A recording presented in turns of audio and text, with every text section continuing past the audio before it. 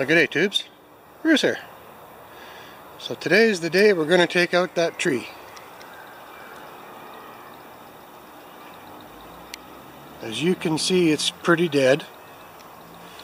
The trees beside it are okay. And back down that side.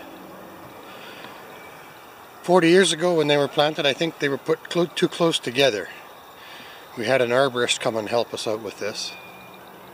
So the plan is to drop it just towards us to the left, over top of that yard light there I've got protected. And I want it to drop right here between that poplar tree and that archway. It's a shame we're losing another tree because we're going to lose some privacy in our yard, right? But that's life. And death, I guess, in the tree's case. And whenever we cut a tree down, we always take a pledge to put a tree in somewhere else. So, we'll go to plans 2 on this in a bit, guys. Thanks. Alright guys, I'm using a ladder and just a sawzall with a 12-inch blade to decapitate the lower limbs and just make it easier to trim up once it's down.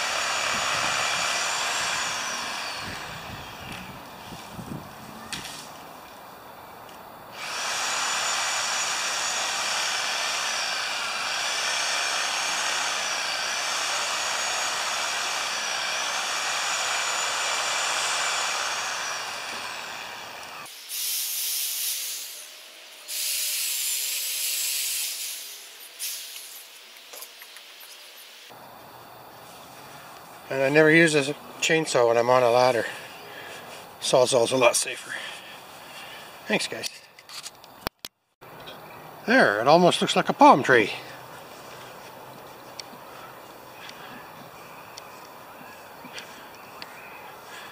That's a lot higher than it looks, guys.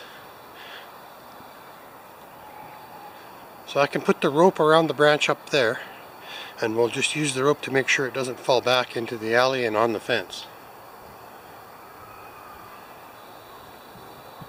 It's just too fun. I'm using my little Homelite XL to cut this down with a small saw. I'm sorry, tubes, I didn't film that. But I cut the notch. There it is. Squirrel's mad at us. And it's hard to believe. The tree is bigger than it looks, right? There's where I trimmed it to. Anyway, I just cut the notch. Traditional cut notch. And I estimated that it would come to there. But it came to there. It was very close. That's the distance of the stump. Cool. Now we're just going to delimit and cut it up into firewood chunks. Easier said than done. Alright. Now it's a pole. Soon to be firewood. You guys want to be on YouTube? And the girls are stuffing the truck full of branches so we can take them to the landfill. In the old days we just would have burned them, eh? So there we go. This is just like fun. Let's just leave the camera on for a little bit.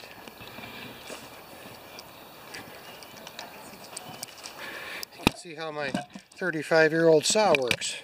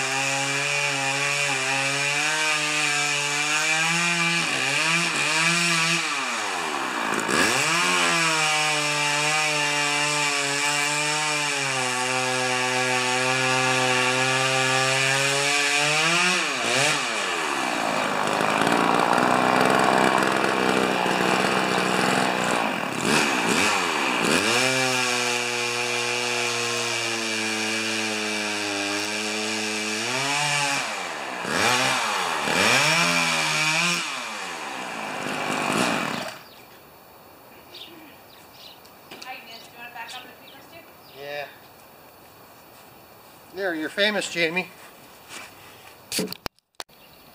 Oh, there we go, guys. Tree is gone.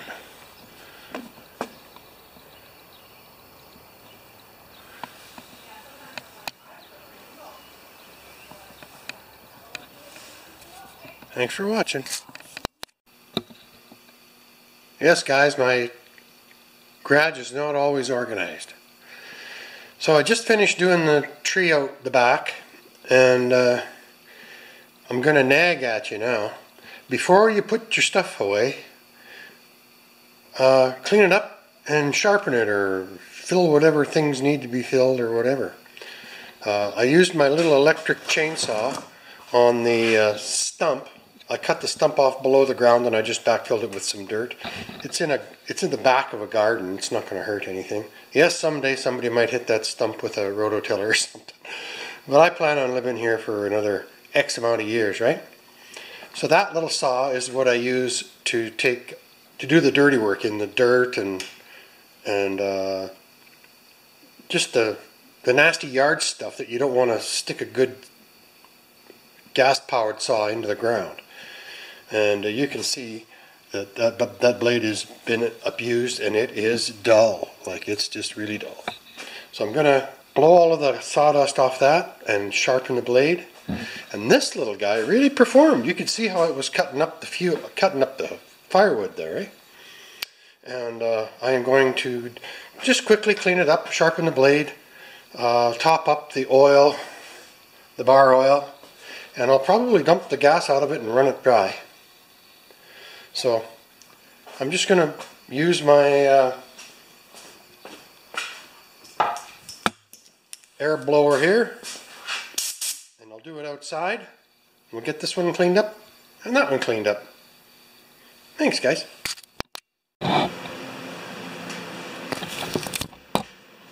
Alright, guys, this is how I do it. I just pick my first tooth, I put a mark on it with a felt pen.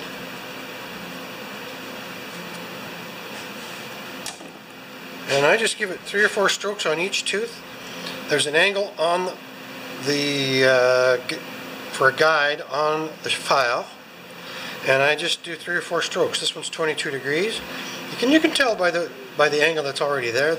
I don't do this scientifically. I'm not a woodsman. I'm a jerk of all trades, right? So I'll just go. And you can feel it. You don't feel much on the first one, and then the second one, and the third stroke you feel it go. And you don't need to do too many, and chains don't last forever, so it's just a good practice to get into. And it's good practice. Start with an old one like this, or a saw you don't necessarily worry too much about, and you can work your way up to your better saws if you have more than one.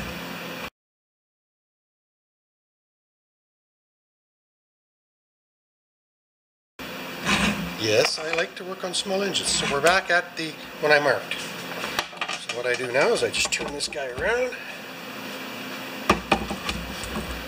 and you can tell I blew the dust off of it already. And we'll just do it the other way. 22 degrees. That's all it takes, is 3 strokes per shot. Thanks a lot.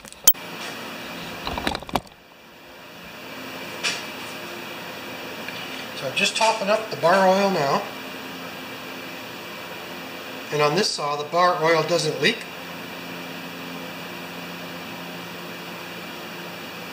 So I can top it up. The blade is sharp.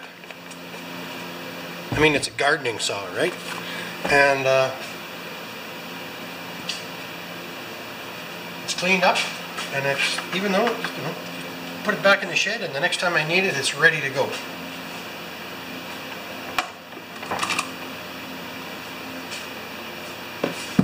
And now for the little Homelite. Now, all I did was cut wood with this one. Let's go this way first. So I'm going to just do a couple of strokes on the blade with this one, exact same procedure, but I think I need the bigger file on this one, or do I? No, same file. gloves. This is a really easy way to cut yourself. So I blew all of the sawdust off of this saw. Now I'm just going to sharpen it and fill the oil, just like I did the other one. This is the oil, the chain oil compartment there. Thanks, guys.